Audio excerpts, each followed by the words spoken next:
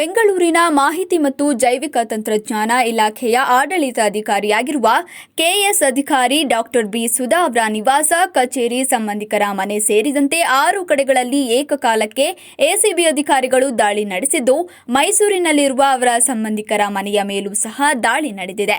ಭ್ರಷ್ಟಾಚಾರ ನಿಗ್ರಹ ದಳದ ಅಧಿಕಾರಿಗಳು ಮತ್ತು ಸಿಬ್ಬಂದಿಗಳು ಏಕಕಾಲಕ್ಕೆ ಈ ದಾಳಿಗಳನ್ನು ನಡೆಸಿದ್ದು, ಈ ದಾಳಿಯ ಸಂದರ್ಭದಲ್ಲಿ ಸುಧಾ ಅವರಿಗೆ ಸೇರಿದ ಕೆಜಿಗಟ್ಟಲೆ ಚಿನ್ನಾಭರಣಗಳು, 10 ಲಕ್ಷ ರು ನಗದು ಹಾಗೂ ವಿವಿಧ ಆಸ್ತಿ-ಪಾಸ್ತಿಗಳಿಗೆ ಸಂಬಂಧಿಸಿದಂತೆ ದಾಖಲಾತಿಗಳು ಸಿಕ್ಕಿದ್ದು, ಅವುಗಳನ್ನು ಎಸಿಬಿ ಅಧಿಕಾರಿಗಳು ವಶಕ್ಕೆ ಪಡೆದಿದ್ದಾರೆ.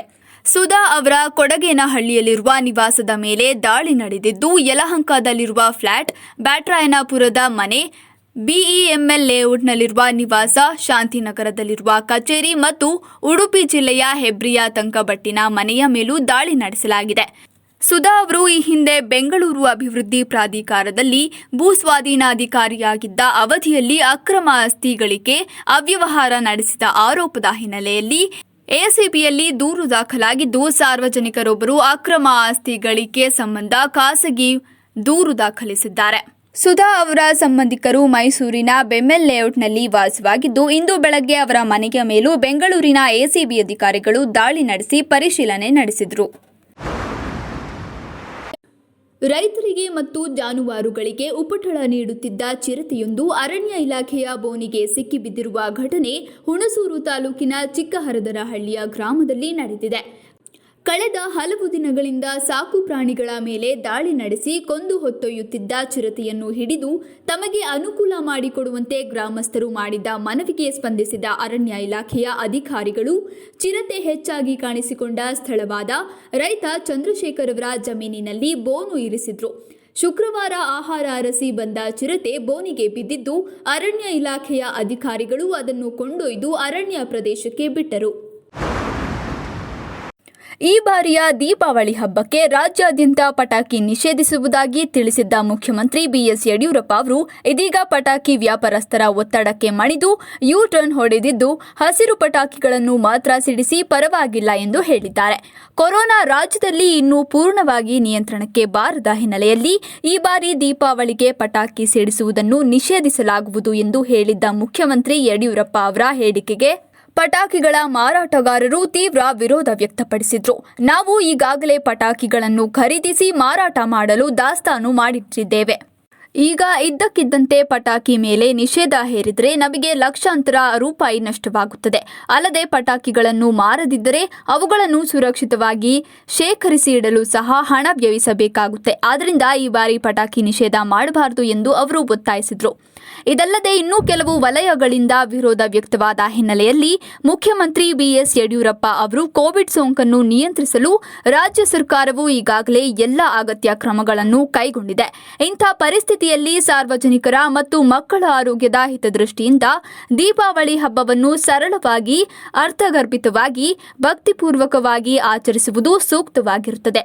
ಈ ಹಿನ್ನೆಲೆಯಲ್ಲಿ ಹಸಿರು ಪಟಾಕಿಯನ್ನು ಮಾತ್ರ ಬಳಸಿ ದೀಪಾವಳಿಯನ್ನು ಸರಳ, ಸುಂದರವಾಗಿ ಆಚರಿಸಲು ಮನವಿ ಮಾಡುತ್ತೇನೆ ಎಂದು ಅಧಿಕೃತ ಹೇಳಿಕೆಯಲ್ಲಿ ತಿಳಿಸಿದ್ದಾರೆ. ಕೊರೋನಾ ಹಿನ್ನೆಲೆಯಲ್ಲಿ ಸಾಮಾಜಿಕ ಅಂತರ ಕಾಯ್ದುಕೊಳ್ಳದ 2 ಅಂಗಡಿಗಳ ಮಾಲೀಕರ ವಿರುದ್ಧ ಮೈಸೂರು ಪೊಲೀಸರು ಪ್ರಕರಣ ದಾಖಲಿಸಿಕೊಂಡಿದ್ದಾರೆ. ಚಾಮರಾಜ ಜೋಡಿ ರಸ್ತೆಯಲ್ಲಿರುವ ಜೈನ್ ಆಟೋ ಸೆಂಟರ್ ಎಂಬ ಅಂಗಡಿ ಹಾಗೂ ಅಮೃತ್ ಮಿಲ್ಕ್ ಬಾರ್ ಎಂಬ ಹೋಟೆಲ್ನ ಮಾಲೀಕರ ವಿರುದ್ಧ ಕೃಷ್ಣರಾಜ ಪೊಲೀಸ್ ಠಾಣೆಯಲ್ಲಿ ಪ್ರಕರಣ ದಾಖಲಿಸಲಾಗಿದೆ. ಈ 2 ಅಂಗಡಿಗಳವರು ಕೊರೋನಾ ಆದೇಶವನ್ನು ಪಾಲಿಸದೆ ಸರ್ಕಾರದ ಆದೇಶವನ್ನು ಉಲ್ಲಂಘನೆ ಮಾಡಿದ್ದಾರೆ. ಜೈನ್ ಆಟೋ ಸೆಂಟರ್ನ ಮಾಲೀಕರಾದ ಪ್ರವೀಣ್ ಕುಮಾರ್ ಜೈನ್ ಅವರು ತಮ್ಮ ಅಂಗಡಿಯ ಮುಂದೆ ಗ್ರಾಹಕರ ಗುಂಪು ಸೇರಿಸಿಕೊಂಡು ವ್ಯಾಪಾರ ಮಾಡುತ್ತಿದ್ದಾರೆ. ಈ ಸಮಯದಲ್ಲಿ ಸಾಮಾಜಿಕ ಅಂತರ ಕಾಯ್ದುಕೊಂಡಿಲ್ಲ. ಅದಕ್ಕಾಗಿ ಅವರ ವಿರುದ್ಧ ಕ್ರಮ ಜರುಗಿಸಲಾಗಿದೆ ಎಂದು ಕೃಷ್ಣರಾಜ ಪೊಲೀಸ್ ಠಾಣೆಯ ಇನ್ಸ್ಪೆಕ್ಟರ್ ಶ್ರೀನಿವಾಸ್ ತಿಳಿಸಿದ್ದಾರೆ. ನಾರಾಯಣ ಶಾಸ್ತ್ರಿ ರಸ್ತೆಯಲ್ಲಿರುವ ಅಮೃತ್ ಮಿಲ್ಕ್ ಬಾರ್ ಎಂಬ ಹೋಟೆಲ್ ಮಾಲೀಕರಾದ ಪರಮೇಶ್ ಎಂಬುವವರು ಹಾಲು, ಟೀ ಮಾರಾಟ ಮಾಡುವ ವೇಳೆ ಸಾಮಾಜಿಕ ಅಂತರವನ್ನು ಕಾಯ್ದುಕೊಂಡಿಲ್ಲ ಎಂಬ ಕಾರಣಕ್ಕೆ ಅವರ ವಿರುದ್ಧ ಪ್ರಕರಣ ದಾಖಲು ಮಾಡಲಾಗಿದೆ ಎಂದು ತಿಳಿಸಿದ್ದಾರೆ. ಕೊರೋನಾ ಮಹಾಮಾರಿಯನ್ನು ನಿಯಂತ್ರಿಸಲು ಪ್ರತಿಯೊಬ್ಬರೂ ಕಡ್ಡಾಯವಾಗಿ ಮಾಸ್ಕ್ ಧರಿಸಬೇಕು ಅನ್ನುವ ರಾಜ್ಯ ಸರ್ಕಾರದ ನಿಯಮವನ್ನು ಪಾಲಿಸದವರ ವಿರುದ್ಧ ಸಮರ ಸಾರಿರುವ ಮೈಸೂರು ಪೊಲೀಸರು ಇದೀಗ ಮಾಸ್ಕ್ ಇದ್ದು ಅದನ್ನು ಧರಿಸದೇ ಇರೋರಿಗೆ ಯಾವುದೇ ರಿಯಾಯಿತಿ ಇಲ್ಲದೆ ಫೈನ್ ಹಾಕ್ತಿದ್ದಾರೆ. ಕೆಲವರು ಮಾಸ್ಕ್ಗಳನ್ನು ಜೇಬಿನಲ್ಲಿ ಇಟ್ಕೊಂಡಿರ್ತಾರೆ, ಇನ್ನು ಕೆಲವರು ಗಡ್ಡಕ್ಕೆ ಮಾಸ್ಕ್ ಸಿಕ್ಕಿಸಿಕೊಂಡಿರ್ತಾರೆ. ಇಂಥವರ ವಿರುದ್ಧ ನಿರ್ದಾಕ್ಷಿಣ್ಯವಾಗಿ ಕ್ರಮ ಕೈಗೊಳ್ಳುತ್ತಿರುವ ಪೊಲೀಸರು 250 ರೂಪಾಯಿಗಳ ದಂಡ ವಿಧಿಸಿದ್ದಾರೆ. ಮೈಸೂರಿನ ಶ್ರೀರಾಂಪುರ ಮತ್ತು ಸುತ್ತಮುತ್ತಲಿನ ಪ್ರದೇಶಗಳಲ್ಲಿ ಇಂದು ಮಾಸ್ಕ್ ಧರಿಸದೇ ಇರುವವರನ್ನ ಪತ್ತೆ ಮಾಡಿದ ಪೊಲೀಸರು ಮಾಸ್ಕ್ ಇಟ್ಟುಕೊಂಡು ಧರಿಸದೇ ಇರುವವರ ವಿರುದ್ಧ ಕಟ್ಟುನಿಟ್ಟಾಗಿ ವರ್ತಿಸಿ ದಂಡ ವಸೂಲಿ ಮಾಡಿದ್ರು.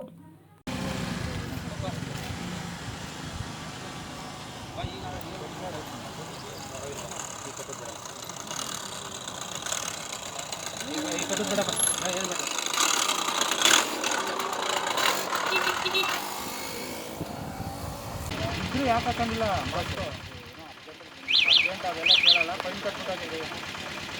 ಬೇಗ ನಮಗೆ ಬೇರೆ ನೋಡಿ, ಅವರು ನಿಂತ್ಕೊಂಡಿದ್ದಾರೆ ಗಾಡಿ, ಬೇಗ ಫೈನ್ ಕಟ್ಟಿ.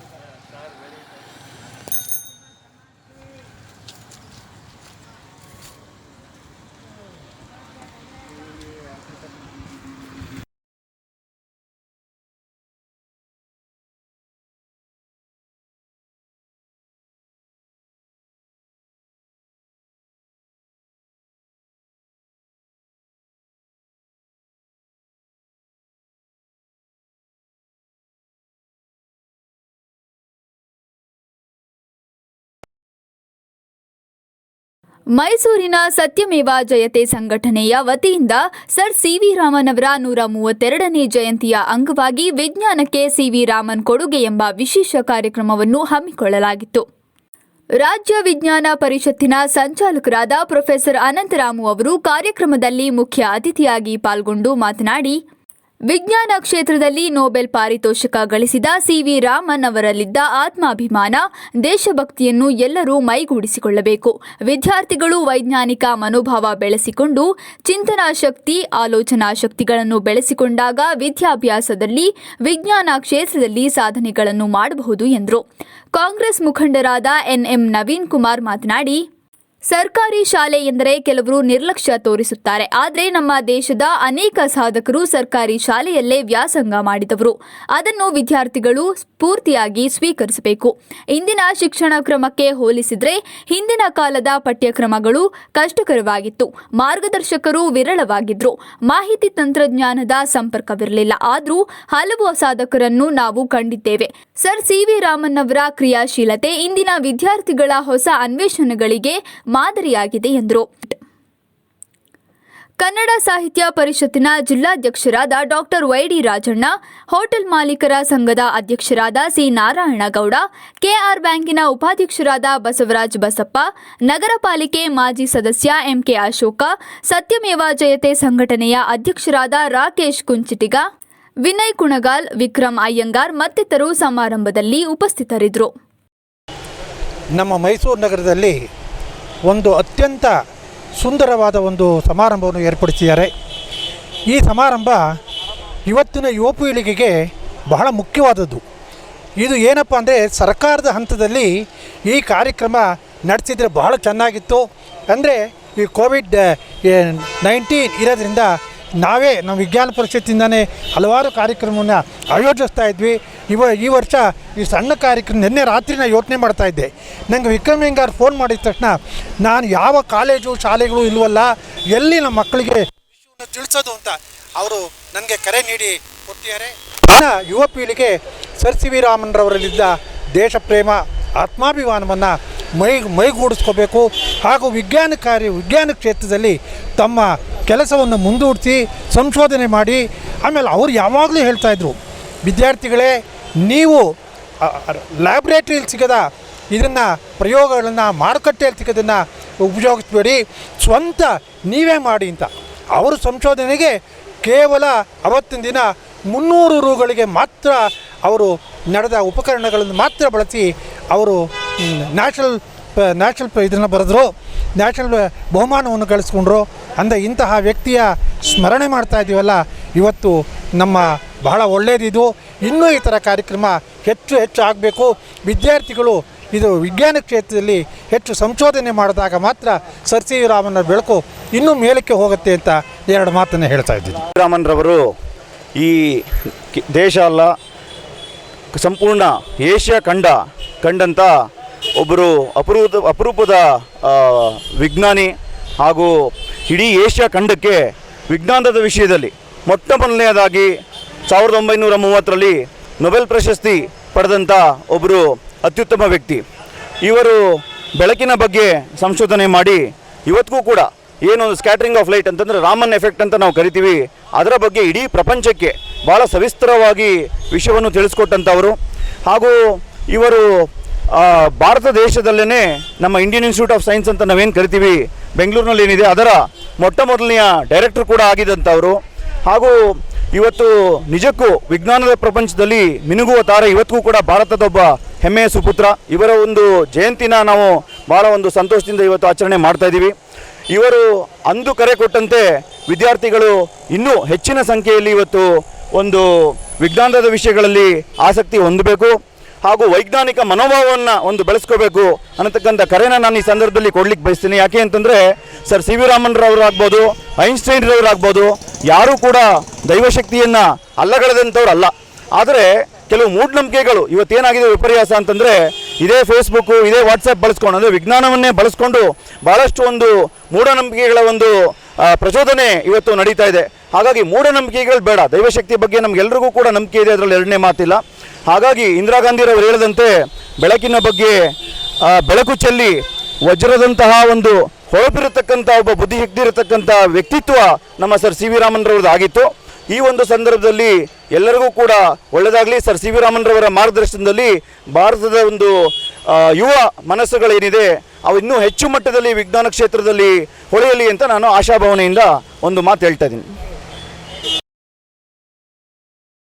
ಮೈಸೂರು ಜಿಲ್ಲಾ ಪತ್ರಕರ್ತರ ಸಂಘದ ಚುನಾವಣೆ ಪ್ರಕ್ರಿಯೆಯ ಪ್ರಮುಖ ಘಟ್ಟವಾದ ಮತದಾನ ಇಂದು ನಡೆಯುತ್ತಿದ್ದು, ರಾಜ್ಯದಲ್ಲೇ ಅತ್ಯಂತ ಹಳೆಯ ಹಾಗೂ ಪ್ರತಿಷ್ಠಿತವಾದ ಈ ಪತ್ರಕರ್ತರ ಸಂಘಕ್ಕೆ 2020-23ನೇ ಸಾಲಿಗೆ ಪದಾಧಿಕಾರಿಗಳಾಗಿ ಆಯ್ಕೆಯಾಗಲು ಅಭ್ಯರ್ಥಿಗಳು ಮತದಾರರಾದ ಸಂಘದ ಸದಸ್ಯರ ಮನವೊಲಿಸಲು ಕೊನೆ ಹಂತದ ಪ್ರಯತ್ನಗಳನ್ನು ನಡೆಸುತ್ತಿದ್ದಾರೆ. ಸಂಘದ ಅಧ್ಯಕ್ಷ ಸ್ಥಾನದ ಅಭ್ಯರ್ಥಿಗಳಾಗಿ ಕಿರಣ್ ಕುಮಾರ್ ಮತ್ತು ಎಸ್ಟಿ ರವಿಕುಮಾರ್ ಅವರ ನಡುವೆ ನೇರ ಸ್ಪರ್ಧೆ ಏರ್ಪಟ್ಟಿದೆ. ಉಪಾಧ್ಯಕ್ಷ ಸ್ಥಾನಕ್ಕೆ ಎಂಎಸ್ ಬಸವಣ್ಣ, ಎಂಟಿ ಜಯರಾಮ್ ಮತ್ತು ರಾಘವೇಂದ್ರ ಅವರ ನಡುವೆ ತ್ರಿಕೋನ ಸ್ಪರ್ಧೆ ಏರ್ಪಟ್ಟಿದೆ. ಪ್ರಧಾನ ಕಾರ್ಯದರ್ಶಿ ಸ್ಥಾನಕ್ಕೆ ಶೇಖರ್ ಕಿರುಗುಂದ ಮತ್ತು ಎಂ ಸುಬ್ರಹ್ಮಣ್ಯ ಅವರ ನಡುವೆ ಹಣಾಹಣಿ ಏರ್ಪಟ್ಟಿದ್ದು, ಕಾರ್ಯದರ್ಶಿ ಸ್ಥಾನಕ್ಕೆ ಎಸ್ಕೆ ಚಂದ್ರಶೇಖರ್, ಎಸ್ಆರ್ ಮಧುಸೂದನ್ ಮತ್ತು ಪಿ ರಂಗಸ್ವಾಮಿ ಅವರ ನಡುವೆ ಸ್ಪರ್ಧೆ ಇದೆ. ಖಜಾಂಚಿ ಸ್ಥಾನಕ್ಕೆ ಎಲ್ಜಿ ದಕ್ಷಿಣಾಮೂರ್ತಿ, ಜಯಶಂಕರ ಮೂರ್ತಿ, ಕೆಪಿ ಮಹಾದೇವಸ್ವಾಮಿ ಮತ್ತು ನಾಗೇಶ್ ಪಾಣತಲೆ ಅವರ ನಡುವೆ ಪೈಪೋಟಿ ಏರ್ಪಟ್ಟಿದೆ. ಸಂಘದ ಕಾರ್ಯಕಾರಿ ಸಮಿತಿಯ 15 ಸದಸ್ಯರ ಸ್ಥಾನಕ್ಕೆ 20 ಮಂದಿ ಸ್ಪರ್ಧಿಸಿದ್ದಾರೆ. HM Abhinav, M Arun Dev, Beeresh Dhananjay, Ganesh Ameengad, R Krishna, V Krishnojirao, Machamma Mallige, R Madhusudan, Mahesh Shravana Belagola, KP Nagaraju, HC Nanjundaswamy, J Naveen Kumar, Ramu, R Raghu, S Ranjith, Rangaswamy M Madapura, Shivamurthy Juptimath, Sunil Kumar ಹಾಗೂ ಎಸ್ ಸುರೇಶ್ ಅವರು ಸ್ಪರ್ಧಾ ಕಣದಲ್ಲಿದ್ದಾರೆ. ಚುನಾವಣಾ ಅಧಿಕಾರಿಗಳಾದ ಕಾಶಿನಾಥ್ ಮತ್ತು ಬನ್ನೂರು ಕೆ ರಾಜು ಅವರ ಮಾರ್ಗದರ್ಶನದಲ್ಲಿ ಪತ್ರಕರ್ತರ ಭವನದಲ್ಲಿ ನಡೆಯುತ್ತಿರುವ ಮತದಾನ ಪ್ರಕ್ರಿಯೆ ನಡೆಯುತ್ತಿದ್ದು, ಇಂದು ಸಂಜೆಯೇ ಮತ ಎಣಿಕೆ ನಡೆದು ಫಲಿತಾಂಶ ಹೊರಬೀಳಲಿದೆ.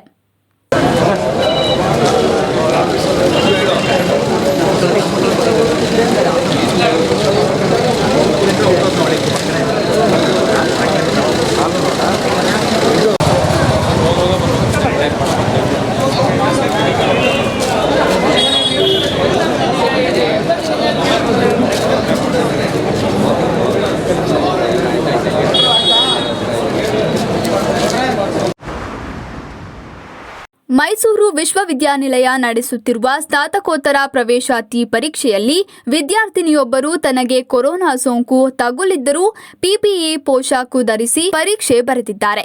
ಮಾನಸ ಗಂಗೋತ್ರಿಯ ಸಂಸ್ಕೃತ ಅಧ್ಯಯನ ವಿಭಾಗದಲ್ಲಿ ನಡೆಯುತ್ತಿರುವ ಪರೀಕ್ಷೆಯಲ್ಲಿ ಜೀವವಿಜ್ಞಾನ ವಿಷಯ ಕುರಿತು ಪರೀಕ್ಷೆ ಬರೆದ ವಿದ್ಯಾರ್ಥಿನಿಗಾಗಿ ಪ್ರತ್ಯೇಕ ಕೊಠಡಿಯ ವ್ಯವಸ್ಥೆ ಮಾಡಲಾಗಿತ್ತು.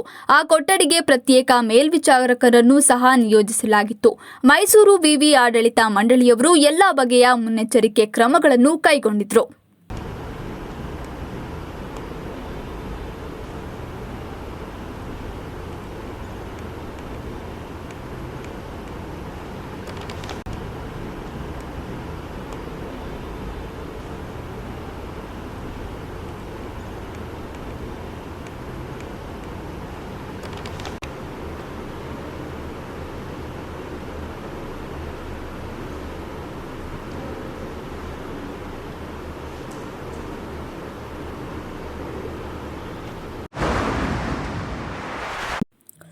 ರಾಜ್ಯದಲ್ಲಿ ಶಾಲಾ ಕಾಲೇಜುಗಳನ್ನು ಆರಂಭಿಸಲು ಆತುರದ ನಿರ್ಧಾರಗಳನ್ನು ಕೈಗೊಂಡಲ್ಲಿ ವಿದ್ಯಾರ್ಥಿಗಳು ಮತ್ತು ಶಿಕ್ಷಕ ಸಮುದಾಯದ ಮಾರಣ ಹೋಮಕ್ಕೆ ನಾಂದಿ ಹಾಡಿದಂತಾಗುತ್ತೆ ಅಂತ ಮಾಜಿ ಮುಖ್ಯಮಂತ್ರಿ ಎಚ್.ಡಿ. ಕುಮಾರಸ್ವಾಮಿ ರಾಜ್ಯ ಸರ್ಕಾರಕ್ಕೆ ಎಚ್ಚರಿಕೆ ನೀಡಿದ್ದಾರೆ.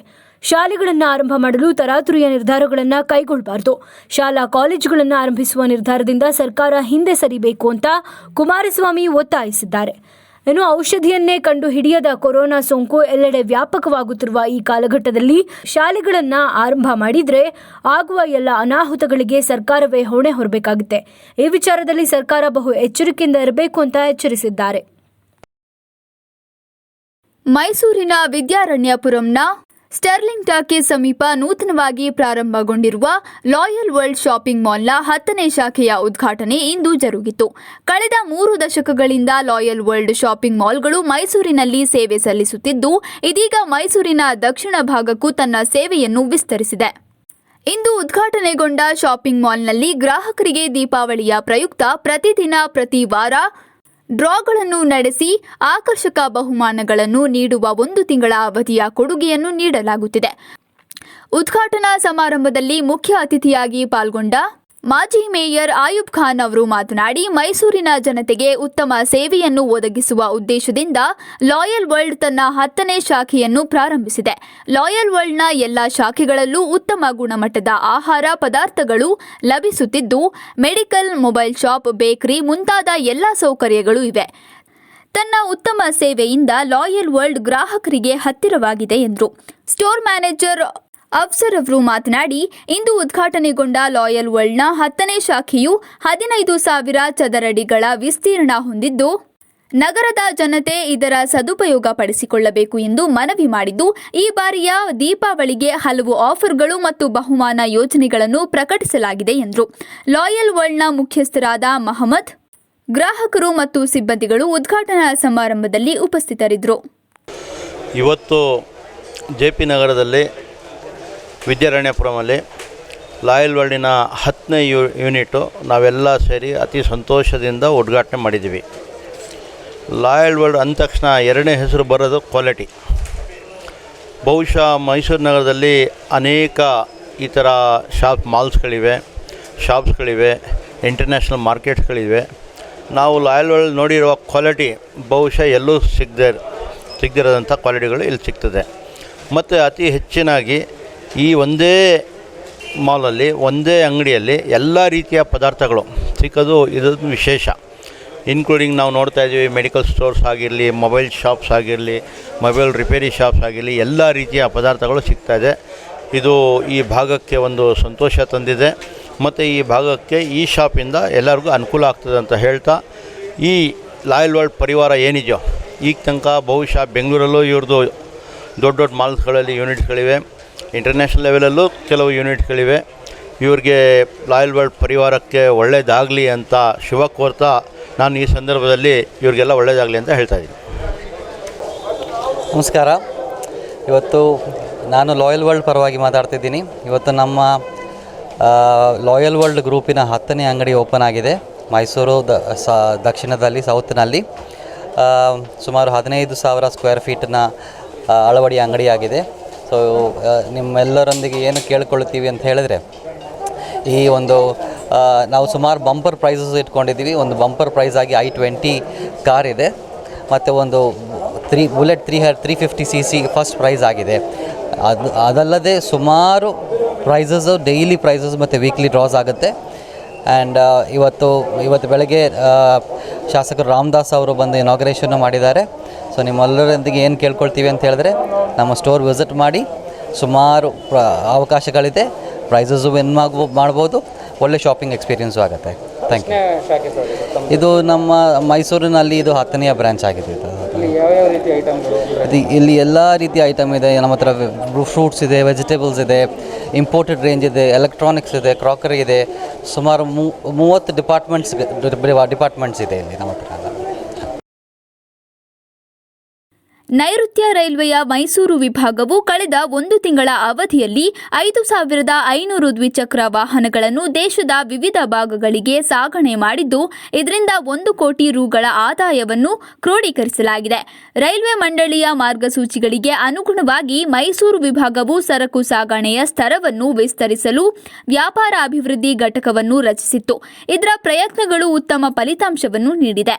ಮೈಸೂರು ವಿಭಾಗವು 1 ತಿಂಗಳ ಅವಧಿಯಲ್ಲಿ ದ್ವಿಚಕ್ರ ವಾಹನಗಳನ್ನು ಸಾಗಿಸಲು ನವೀನ ರೀತಿಯಲ್ಲಿ ಮಾರ್ಪಡಿಸಿದ 5 ರೇಕ್ಗಳನ್ನು ನಿರ್ಮಿಸಿದ್ದು, ಈ ರೇಕ್ಗಳು ವಾಹನಗಳನ್ನು ಸಾಗಿಸಲು 25 ಬೋಗಿಗಳ ಸಂಯೋಜನೆಯನ್ನು ಹೊಂದಿದ್ದು, ಪ್ರತಿ ರೇಕ್ನಲ್ಲಿ 1,000 ದ್ವಿಚಕ್ರ ವಾಹನಗಳನ್ನು ಸಾಗಿಸಬಹುದಾಗಿದೆ. ಮೈಸೂರು ವಿಭಾಗವು ಉತ್ತರ ಗಡಿನಾಡಿನ ರೈಲ್ವೆಯ ಚಂಗ್ಸಾರಿ, ಪಶ್ಚಿಮ ಬಂಗಾಳದ ಸಂಕ್ರೇಲ್ ಗೂಡ್ಸ್ ಟರ್ಮಿನಲ್, ಉತ್ತರ ಪ್ರದೇಶದ ನೌತರ್ವಾ ಮತ್ತು ಬಿಹಾರದ ಪೂರ್ವ ಮಧ್ಯ ರೈಲ್ವೆಯ ಸಾರೈ ಮುಂತಾದ ಪ್ರದೇಶಗಳಿಗೆ 5,500 ದ್ವಿಚಕ್ರ ವಾಹನಗಳನ್ನು ಸಾಗಿಸಿ ಮೈಸೂರು ವಿಭಾಗಕ್ಕೆ 1 ಕೋಟಿ ರುಗಳ ಆದಾಯವನ್ನು ತಂದುಕೊಟ್ಟಿತು. ದ್ವಿಚಕ್ರ ವಾಹನಗಳಲ್ಲದೆ ಶುಂಠಿ, ಅಡಿಕೆಕಾಯಿ, ಮೆಣಸು ಮತ್ತು ಇತರೆ ಕೃಷಿ ಸರಕುಗಳನ್ನು ಸಹ ಸಾಗಣೆ ಮಾಡಿ ರೈತರಿಗೂ ಸಹ ತಮ್ಮ ಉತ್ಪನ್ನಗಳನ್ನು ಸಾಗಿಸಲು ಅನುಕೂಲ ಮಾಡಿಕೊಟ್ಟಿದೆ. ಇದಲ್ಲದೆ ಗೋವಾ ಮತ್ತು ರೋಹಾ ಎಂಬ ಸ್ಥಳಗಳಿಗೆ ಮೊದಲ ಬಾರಿಗೆ ಕಬ್ಬಿಣದ ಅದಿರನ್ನು ಸಾಗಿಸಲಾಗಿದೆ. ಮೈಸೂರು ವಿಭಾಗದ ಸರಕು ಸಾಗಣೆಯ ಪರಿಧಿಯನ್ನು ವಿಸ್ತರಿಸುವ ದೃಷ್ಟಿಯಿಂದ ವಿಭಾಗೀಯ ರೈಲ್ವೆ ವ್ಯವಸ್ಥಾಪಕರಾದ ರಾಹುಲ್ ಅಗರ್ವಾಲ್ ಅವರು ಹಾಸನ, ಅರಸೀಕೆರೆ, ದಾವಣಗೆರೆ, ಸುಬ್ರಹ್ಮಣ್ಯ ರೋಡ್ ಮತ್ತು ಶಿವಮೊಗ್ಗ ರೈಲು ನಿಲ್ದಾಣಗಳಲ್ಲಿ ವ್ಯಾಪಾರ ಅಭಿವೃದ್ಧಿ ಘಟಕಗಳನ್ನು ರಚಿಸಿದ್ದಾರೆ ಎಂದು ಮೈಸೂರು ರೈಲ್ವೆ ವಿಭಾಗದ ವಾಣಿಜ್ಯ ವ್ಯವಸ್ಥಾಪಕರಾದ ಪ್ರಿಯಾ ಶೆಟ್ಟಿ ತಿಳಿಸಿದ್ದಾರೆ. ಮೈಸೂರು ನಗರದ ದಿವಾನ್ಸ್ ರಸ್ತೆಯಲ್ಲಿ ನಿರ್ಮಾಣದ ಹಂತದಲ್ಲಿದ್ದು ಹಲವು ವರ್ಷಗಳಿಂದ ಪೂರ್ಣಗೊಳ್ಳದೇ ಇರುವ ಅಂಬೇಡ್ಕರ್ ಭವನಕ್ಕೆ ಕಾಯಕಲ್ಪ ನೀಡಲು ಸಮಾಜ ಕಲ್ಯಾಣ ಸಚಿವ ಬಿ. ಶ್ರೀರಾಮುಲು ಮುಂದಾಗಿದ್ದಾರೆ. ಬೆಂಗಳೂರಿನಲ್ಲಿ ಇದಕ್ಕೆ ಸಂಬಂಧಿಸಿದಂತೆ ಪ್ರಗತಿ ಪರಿಶೀಲನಾ ಸಭೆ ನಡೆಸಿದ ಶ್ರೀರಾಮುಲು ಅವರೊಂದಿಗೆ ಮೈಸೂರು ಜಿಲ್ಲಾ ಉಸ್ತುವಾರಿ ಸಚಿವ ಎಸ್.ಟಿ. ಸೋಮಶೇಖರ್ ಅವರು ಸಹ ಪಾಲ್ಗೊಂಡಿದ್ದರು. 20 ಕೋಟಿ ರುಗಳ ಅಂದಾಜು ವೆಚ್ಚದಲ್ಲಿ ನಿರ್ಮಾಣವಾಗುತ್ತಿರುವ ಅಂಬೇಡ್ಕರ್ ಭವನದ ಕಾಮಗಾರಿಗಳು ವಿಳಂಬವಾಗುತ್ತಿರುವ ಬಗ್ಗೆ ಅಧಿಕಾರಿಗಳಿಂದ ವಿವರಣೆ ಕೇಳಿದ ಸಚಿವರು ಕೂಡಲೇ ಸದರಿ ಕಾಮಗಾರಿಗಳನ್ನು ಪೂರ್ಣಗೊಳಿಸುವಂತೆ ಸೂಚನೆ ನೀಡಿದರು. ಮೈಸೂರಿನ ಸಂಧ್ಯಾ ಸುರಕ್ಷಾ ಟ್ರಸ್ಟ್ನ ವತಿಯಿಂದ ಇಂದು ಕನ್ನಡ ರಾಜ್ಯೋತ್ಸವ ಪ್ರಶಸ್ತಿ ಪುರಸ್ಕೃತರಿಗೆ ಸನ್ಮಾನ ಹಾಗೂ ವಿವಿಧ ಕ್ಷೇತ್ರದ ಕನ್ನಡದ ದಿಗ್ಗಜರುಗಳಿಗೆ ಗೌರವ ಸಮರ್ಪಣೆ ಕಾರ್ಯಕ್ರಮವನ್ನು ಹಮ್ಮಿಕೊಳ್ಳಲಾಗಿತ್ತು. ಜೆಎಲ್ಬಿ ರಸ್ತೆಯಲ್ಲಿರುವ ರೋಟರಿ ಸಭಾಂಗಣದಲ್ಲಿ ನಡೆದ ಸಮಾರಂಭದಲ್ಲಿ ಪಾಲ್ಗೊಂಡಿದ್ದ ದೂರದರ್ಶನದ ನಿವೃತ್ತ ಹೆಚ್ಚುವರಿ ಮಹಾನಿರ್ದೇಶಕರಾದ ಡಾ. ಮಹೇಶ್ ಜೋಶಿ ಅವರು ಮಾತನಾಡಿ, ಕರ್ನಾಟಕದಲ್ಲಿ ಕೊರೋನಾ ಸೋಂಕು ಇಳಿಮುಖವಾಗುತ್ತಿದೆ. ಇದು ಕನ್ನಡದ ಶಕ್ತಿ ಎಂದು ಬಣ್ಣಿಸಿದರು. ಹಿರಿಯ ಸಮಾಜ ಸೇವಕರಾದ ಡಾ. ರಘುರಾಮ್ ವಾಜಪೇಯಿ, ಸಾಹಿತಿಗಳಾದ ಡಾ. CP Krishnakumar, G. ರವಿ ಮತ್ತು ಸಂಧ್ಯಾ ಸುರಕ್ಷಾ ಟ್ರಸ್ಟ್ನ ಟ್ರಸ್ಟಿ ಡಾ. ಬಿಆರ್ ನಟರಾಜ ಜೋಯಿಸ್ ಮತ್ತಿತರರು ಉಪಸ್ಥಿತರಿದ್ದರು. ರಾಜ್ಯದ ಜನತೆಗೆ ಕರ್ನಾಟಕ ರಾಜ್ಯೋತ್ಸವದ ಶುಭಾಶಯಗಳು. ಇವತ್ತು ಈ ದಿನ ನಾವು ಸಂಧ್ಯಾ ಸುರಕ್ಷಾ ಟ್ರಸ್ಟಿಂದ ಒಂದು 60 ಜನರಿಗೆ ಸನ್ಮಾನಗಳನ್ನು ಹಮ್ಮಿಕೊಂಡಿದ್ದೀವಿ. ಮುಂದೆ ಸಾಹಿತ್ಯ ಪರಿಷತ್ ಅಧ್ಯಕ್ಷ ಚುನಾವಣೆಗೆ ನಿಂತಿರ್ತಕ್ಕಂಥ ಮಹೇಶ್ ಜೋಶಿ ಅವರು ಮುಖ್ಯ ಅತಿಥಿಯಾಗಿ ಬಂದಿದ್ದಾರೆ. ಎಲ್ಲ ಕಾರ್ಯಕ್ರಮ ಸುಸೂತ್ರವಾಗಿದೆ. ಸುಮಾರು ಒಂದು 55 ಜನ ಬಂದು ಸನ್ಮಾನ ಸ್ವೀಕರಿಸಿದ್ರು. ಎಲ್ಲ ಕನ್ನಡ ನಾಡಿನ ದಿಗ್ಗಜರು, ಸಾಹಿತ್ಯ ದಿಗ್ಗಜರೆಲ್ಲ ಬಂದಿದ್ದಾರೆ. ಎಲ್ಲರಿಗೂ ನನ್ನ ಪ್ರೀತಿಪೂರ್ವಕ ಧನ್ಯವಾದಗಳನ್ನು ಅರ್ಪಿಸ್ತಾ ಎಲ್ಲ ನಿಮ್ಮ ಮಾಧ್ಯಮದವರಿಗೆ ತುಂಬ ಹೃದಯದ ನಾನು ಕೃತಜ್ಞತೆಯನ್ನು ಅರ್ಪಿಸ್ತಾ ಇದ್ದೀನಿ. ಜೈ ಹಿಂದ್, ಜೈ ಕರ್ನಾಟಕ. ವಿಜಯ ಟಿವಿಯ ಆತ್ಮೀಯ ವೀಕ್ಷಕರೇ ನಮಸ್ಕಾರ. ಸಂಧ್ಯಾ ಸುರಕ್ಷಾ ಟ್ರಸ್ಟ್ನವರು ಮೈಸೂರಿನಲ್ಲಿ ರಾಜ್ಯೋತ್ಸವದ ಅಂಗವಾಗಿ ಅನೇಕ ಮಹನೀಯರಿಗೆ, ಸಾಧಕರಿಗೆ ಪುರಸ್ಕಾರವನ್ನು ಮಾಡ್ತಕ್ಕಂತಹ ಸಭೆ ಇದು. ಕರ್ನಾಟಕ ಕರೋನಾದ ಮಧ್ಯೆ ಕನ್ನಡ ಗೆದ್ದಿದೆ ಅಂತಕ್ಕಂಥದ್ದು. ಎಲ್ಲಿ ಕನ್ನಡ ಇರುತ್ತೆ ಕರೋನಾ ಓಡಿ ಹೋಗುತ್ತೆ ಅನ್ನೋದಕ್ಕೆ ಇವತ್ತು ನಡೆದಿರ್ತಕ್ಕಂತಹ ಕನ್ನಡದ ರಾಜ್ಯೋತ್ಸವ ಹಾಗೆ ಪುರಸ್ಕಾರದ ಸಮಾರಂಭವೇ ಸಾಕ್ಷಿ ಅಂತಕ್ಕಂತಹದ್ದು. ನನಗೆ ಬಹಳ ಒಂದು ಥರ ಆಶ್ಚರ್ಯ, ಒಂದು ಥರ ಹೆಮ್ಮೆ. ಸುಮಾರು 160 ವರ್ಷಗಳ ಹಿಂದೆ ಕನ್ನಡದ ಮೊಟ್ಟ ಮೊದಲನೆಯ ಮೊಹಮ್ಮದೀಯ ಕವಿ ಸಂತ ಶಿಶುನಾಳ ಶರೀಫರು ಮುಂದೆ ಇಂತಹ ದಿನ ಬರುತ್ತೆ ಅನ್ನೋದನ್ನು ಮುಂಚೆನೇ ಹೇಳಿರ್ತಕ್ಕಂಥದ್ದು ಈಗ ಜ್ಞಾಪಕ ಆಗ್ತಾಯಿದೆ. ಅದರಲ್ಲಿ ಶರೀಫರು ಹೇಳಿದಾಗೆ ದೇವರನ್ನು ಮೊರೆ ಹೊಕ್ಕಿ ಆವಾಗ ಇದರ ಶಕ್ತಿ ಕಡಿಮೆ ಆಗುತ್ತೆ ಅಂತಕ್ಕಂತಹದ್ದು ಇವತ್ತು ನಾವು ನೋಡಿದ್ದೀವಿ. ಇದರ ಶಕ್ತಿ ಕಡಿಮೆ ಆಗ್ತಕ್ಕಂತಹದ್ದು ರಾಜ್ಯೋತ್ಸವದ ಸಂದರ್ಭದಲ್ಲಿ ಮೈಸೂರಿನಲ್ಲಿ ಅನೇಕ ಕ್ಷೇತ್ರಗಳಲ್ಲಿ ಸಾಧನೆಯನ್ನು ಮಾಡಿರ್ತಕ್ಕಂತಹ ಸಾಧಕರನ್ನು ನಟರಾಜ್ ಜೋಯಿಸ್ ಅವರು ಗುರುತಿಸಿದ್ದಾರೆ, ಅವರಿಗೆ ಗೌರವಿಸಿದ್ದಾರೆ. ಇದು ನಿಜವಾಗಿಯೂ ಶ್ಲಾಘನೀಯವಾಗಿರ್ತಕ್ಕಂತಹ ಕೆಲಸ.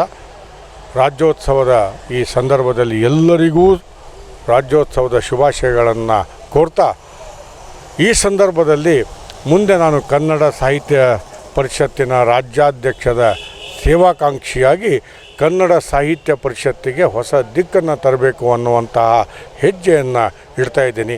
ನನ್ನ ಹೆಜ್ಜೆಯಲ್ಲಿ ತಾವು ಹೆಜ್ಜೆಯನ್ನು ಹಾಕಿ ಸಂಪೂರ್ಣವಾಗಿ ನನಗೆ ಬೆಂಬಲಿಸಿ ಅಂತ ಪ್ರಾರ್ಥಿಸ್ತೀನಿ. ನಮಸ್ಕಾರ.